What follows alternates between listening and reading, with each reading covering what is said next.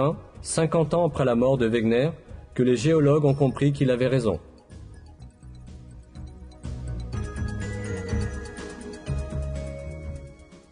Découvert grâce aux recherches géologiques effectuées au début du XXe siècle, ce mouvement de l'écorce terrestre est expliqué par les scientifiques comme suit.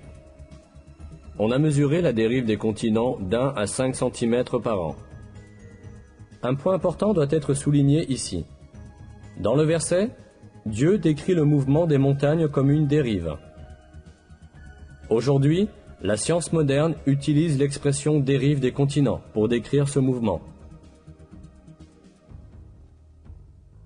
C'est sans aucun doute un des miracles du Coran que ce fait scientifique, qui a été récemment découvert par la science, ait été annoncé dans le Coran.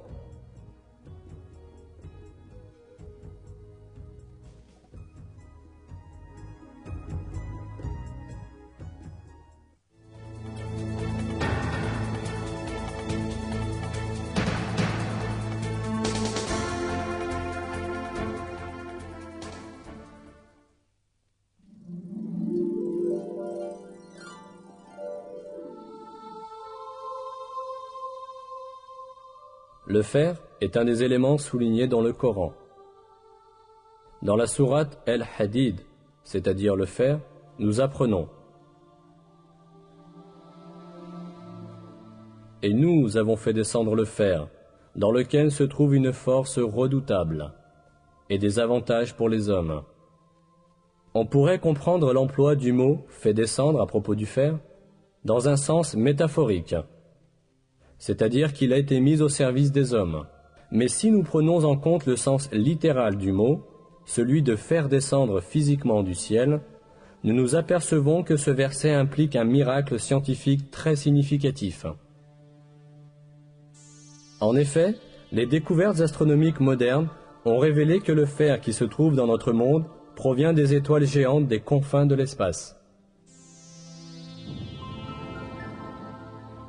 Les métaux lourds de l'univers sont produits par le noyau des grandes étoiles.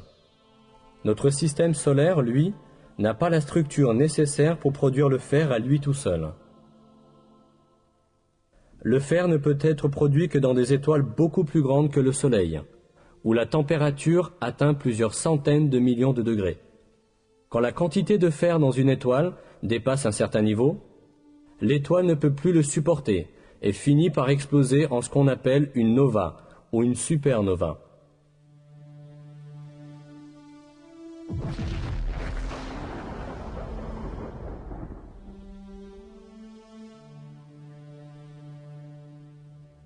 À la suite de cette explosion, des météores contenant du fer sont éparpillés dans l'univers et se déplacent dans le vide, jusqu'à ce qu'ils soient attirés par la force gravitationnelle d'un corps céleste.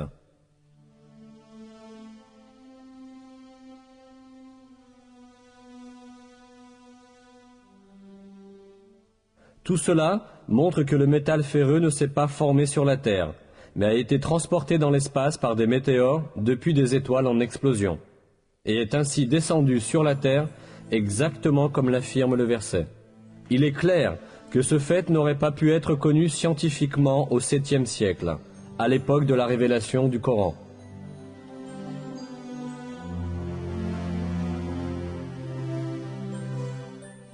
Et nous avons fait descendre le fer, dans lequel se trouve une force redoutable et des avantages pour les hommes. De plus, le 25e verset de la sourate El-Hadid, qui mentionne le fer, comporte deux codes mathématiques intéressants. La sourate El-Hadid est la 57e sourate du Coran. La valeur numérique du mot El-Hadid, en arabe, autrement dit son abjad, est le même nombre, 57. La valeur numérique du mot hadid tout seul est 26, et 26 est le code atomique du fer.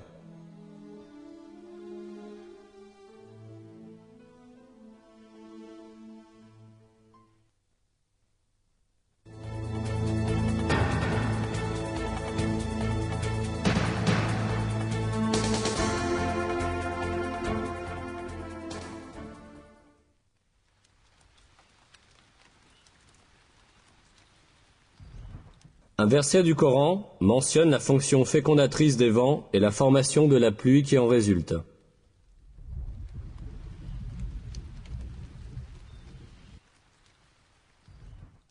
Et nous envoyons les vents fécondants, puis nous faisons descendre du ciel une eau dont nous vous abreuvons.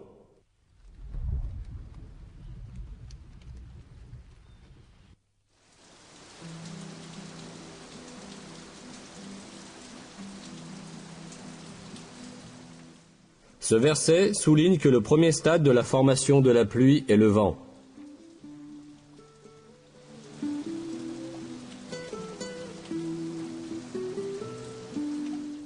Jusqu'au début du XXe siècle, la seule relation que l'on connaissait entre le vent et la pluie était que le vent apportait les nuages.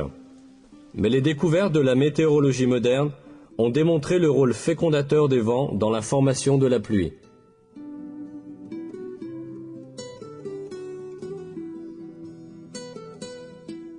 Cette fonction fécondatrice du vent agit de la manière suivante.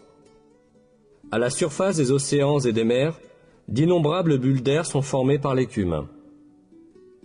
Au moment où ces bulles éclatent, des milliers de minuscules particules, d'un centième de millimètre de diamètre, sont projetées dans l'air. Ces particules, qu'on appelle des aérosols, se mélangent à la poussière apportée de la Terre par les vents et sont transportées jusqu'aux couches supérieures de l'atmosphère. Ces particules, transportées en haute altitude par les vents, entrent là en contact avec la vapeur d'eau.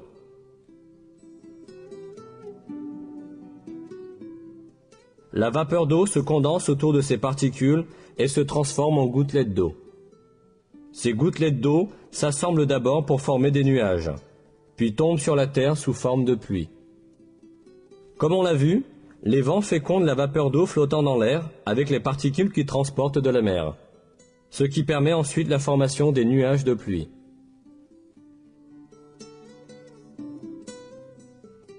Le point le plus important à retenir ici, c'est que ce rôle crucial des vents dans la formation de la pluie a été affirmé il y a des siècles dans le Coran, à une époque où les gens ne savaient que très peu de choses des phénomènes naturels.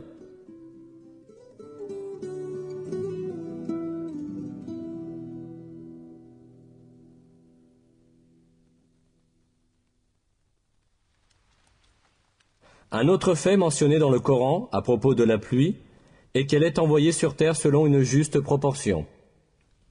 Voici ce qui en est dit dans la sourate El-Zukhruf.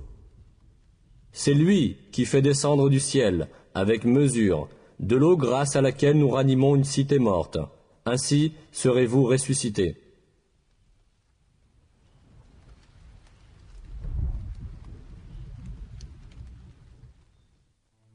Cette mesure de la pluie a elle aussi été découverte par la recherche moderne. On estime qu'à chaque seconde, environ 16 millions de tonnes d'eau s'évaporent de la Terre. Ce chiffre s'élève à 513 000 milliards de tonnes d'eau en une année. Ce dernier chiffre est égal à la quantité d'eau qui tombe sur la Terre